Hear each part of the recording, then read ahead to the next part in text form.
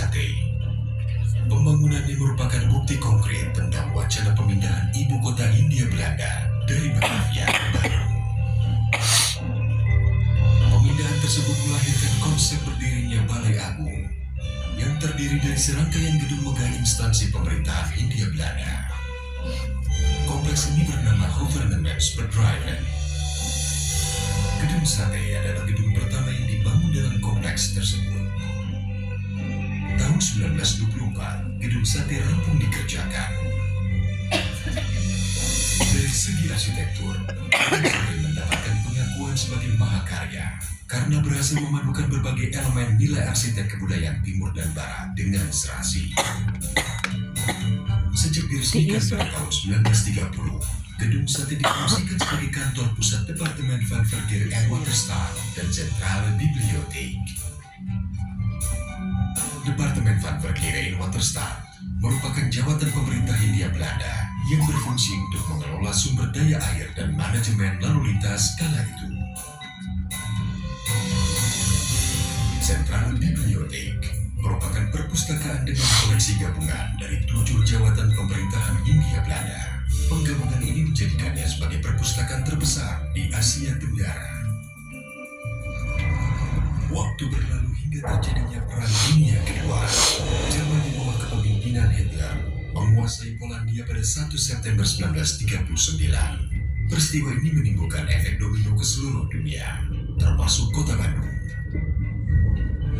Jepang yang beraliansi dengan Jerman mengamankan wilayah Indo-Pasifik dari cengkraman aliansi musuhnya. Pada tahun 1942, Belanda menyerah atas gempuran Jepang dalam Perang Pasifik, membuat Jepang menguasai kota Bandung dan menjadikan Gedung Sate sebagai pusat pemerintahan Jawa Madura. Sedangkan jabatan Departemen van Verkeer en Waterstaat dirubah menjadi Kotubu Bunshitsu, sebuah instansi milik Jepang yang berfungsi sama. Sejak itu, istilah pekerjaan umum lazim digunakan sampai sekarang.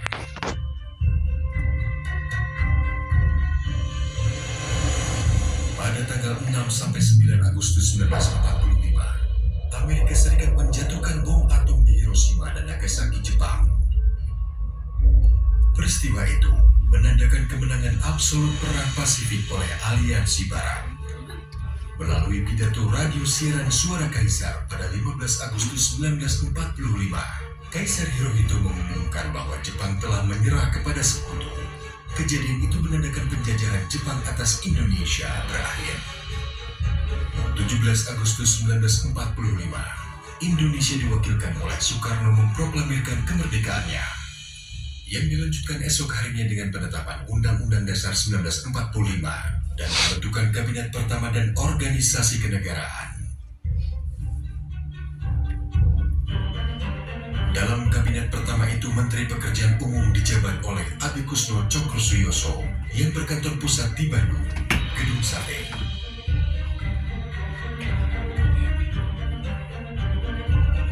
Walaupun sudah memproklamasikan kemerdekaannya, Indonesia tidak serta-merta menikmatinya secara utuh.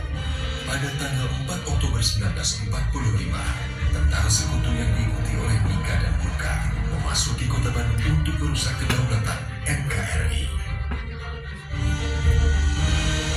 Pada tanggal 3 Desember, pasukan sekutu menyerang Gedung Sate. 21 orang pemuda dari Angkatan Muda DPU berjuang habis-habisan mempertahankan Gedung Sate. Sebagian besar terluka berat dan 7 orang dinyatakan hilang.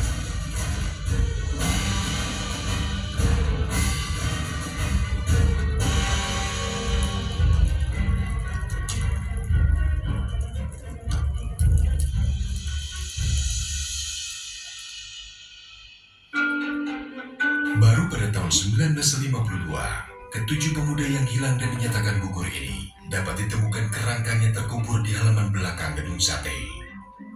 Kerangka ini kemudian dipindahkan ke Taman Makam Pahlawan Ciputra. Ketika Insinyur Hadi Juanda menjabat sebagai Menteri Pekerjaan Umum, tanggal 3 Desember ditetapkan untuk diperingati sebagai Hari Kebaktian Pekerjaan Umum.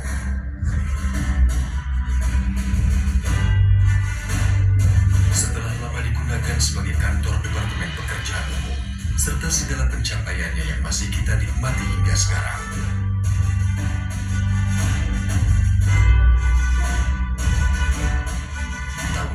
1980, Gubernur Jawa Barat Aan Gunaifi memindahkan kantor Pemprov Jabar dari Gedung Kertamukti di Jalan Braga ke Gedung Sate.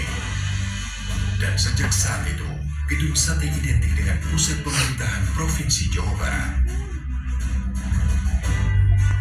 Pada tahun 2017, Gedung Sate mendapatkan status sebagai bangunan cagar budaya nasional dari Kementerian Pendidikan dan Kebudayaan Republik Indonesia.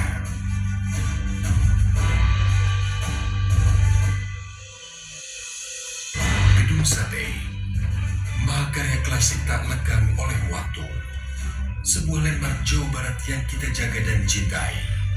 Menjadi saksi sejarah perjuangan bangsa Indonesia agar menjadi bangsa gemah ripah, repeh rapi.